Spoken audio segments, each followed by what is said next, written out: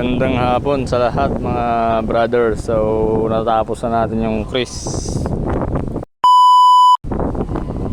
So yan na yung kinalabasan niya. Nakabakugrap to guys. Yan, bakugrap. Tapos yung kahoy niya purong barayong yan. And rektahan to guys. Ibig sabihin hindi kami nagdugtong. Walang dugtungan dyan. So yung kahoy na to, tsaka yung kahoy na pinaka-scabbard nya, tsaka to, dugtong talaga yan.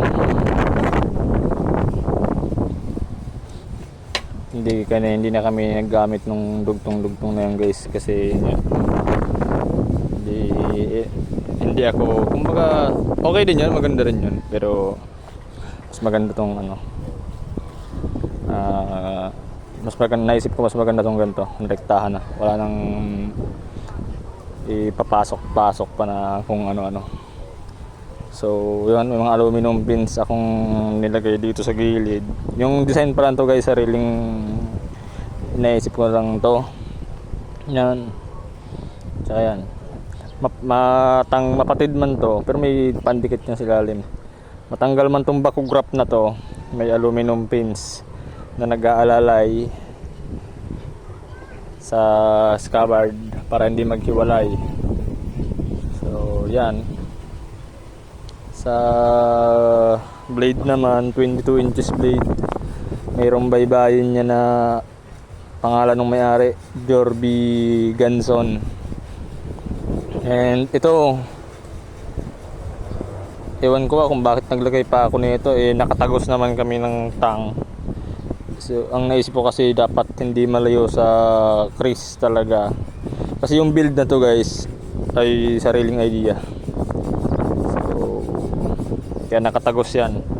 Hindi, pero ihinawig pa rin namin sa Chris ng Mindanao. Pero kung kayo guys, kung ako tatanungin nyo kung saan ang mas maganda guys, sa Mindanao kayo kumuha talaga.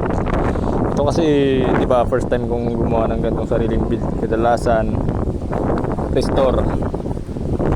So yan, salamat kay Sir Jorby at nagtiwala siya sa amin kahit wala pa kaming naipapakita talaga, kasi dati inaayawang ko talaga yung ganitong build guys. Itinuturo ko sila sa Mindanao, sabi ko Mindanao kayo kumuha nun, kasi yun nga, napakahirap ng hasang-hasang na yan, tsaka ng guard na to. Hirap yan, guys, gawin. Yung baybayin pala baliktaran yan. Ayun o, Jorby Ganson yan. Pati yung kampilan guys, mayroon September pa to nakapila guys, tatapos na yung February, Chris pa lang may kampilan pa na isa. So yan, handle nya guys na may magtatakip pa sana ako ng brush dyan. Tatakpan ko pa sana ng brush yan dito, kaso hindi ko maipiplex yung pagiging doble cara nya. Doble cara yan guys, itim. Ilapat natin, itim siya guys, itim. And dito parang kulay gray siya. Ito guys, itim na may mga guhit-guhit siyang ng albino na kulay ng albino. Ito din, dito naman lamang yung kulay ng albino guys. Meron naman dito ang gumuhit. Itim naman yung gumuhit dito, ayan. So yan, matagal na sa akin itong sungay na to. So dito ko ginamit talaga. Meron pa tong kapartner na isa. So siguro abang na lang tayo kung saan ko gagamitin yun. 22 inches to guys. Tsaka di ba ang tagal nitong proseso. Ang hirap kasing gawin nito guys. Pero goods naman kasi yung backup nito, kasi dalawa tong ginawa namin na ay pinanday. Ayan, tuwid na tuwid dyan guys.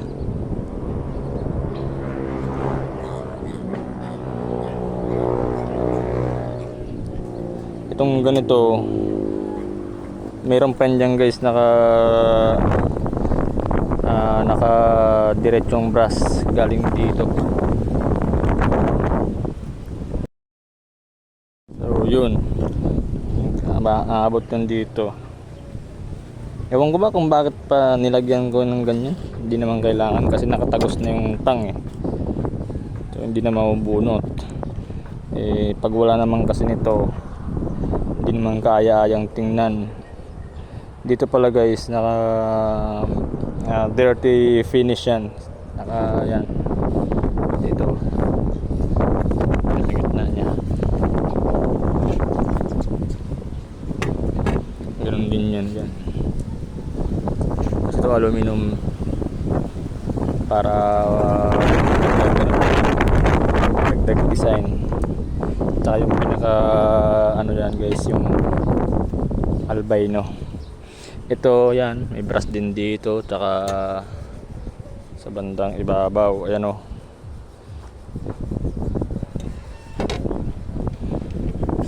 So yan. Actually guys, may ano sana kami, may pattern sana kami. May pattern sana kami nun guys na talagang kumbaga gagayahin namin. Pwede. Ito. So malamang sa malamang maranaw ito. Ito, yan. Ipapa-restore to guys sa amin. Hindi na namin to ginaya kasi natanggal. Mawalan kami kumbaga kung bagayahin namin to parang kumuha ano na rin yun nga panggagaya, hindi sana sa Mindanao na lang kumuha, di ba? Kaya sariling idea talaga, hindi ko mabunot yung blade, nakatanggal yung handle. So yan, i-restore pa yan, may kampilan pang gagawin. Ito pa yung ano guys, iniwang bakas ng Chris. Muntik pang matanggalan ng ulo. Muntik na. And yun nga, sa tagal ng proseso natapos din. Sa talas guys, matalas to, bulaw yung steel niyan. And sa tibay, hindi ko lang siguro magsalita. Mayari na lang siguro ng nagsasabi. Mahirap makumbinsi. Matibay ba o hindi. Ganyan yung hawak ng guys.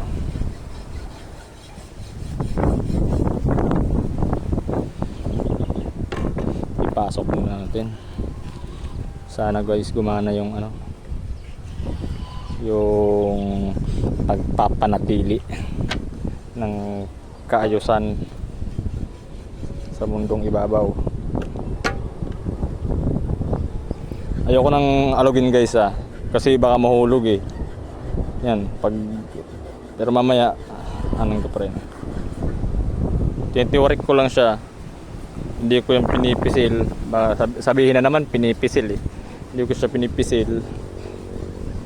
Yung nagpapakapit lang dyan. Kaunti lang kasi yung nagawa ko kasi nagpapakapit. Dito lang yung bando. Yung ferrule na yan. Kaya pag bubunutin, diba napakasimple lang.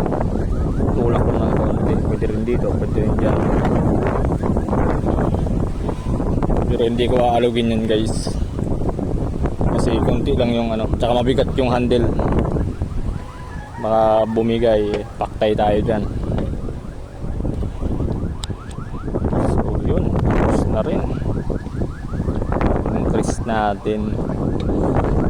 Sariling build guys. So yun, mga nagtatanong noon kung kaya naming mag-build ng sariling Chris guys. Ito yung sample. May mga naisip pa ako dyan na mga kakaiba pero mas mapatagal yung proseso. So sa ngayon guys, ito muna. Sana kung nakarating ka sa punto ng video na to guys, pa-share naman and thank you.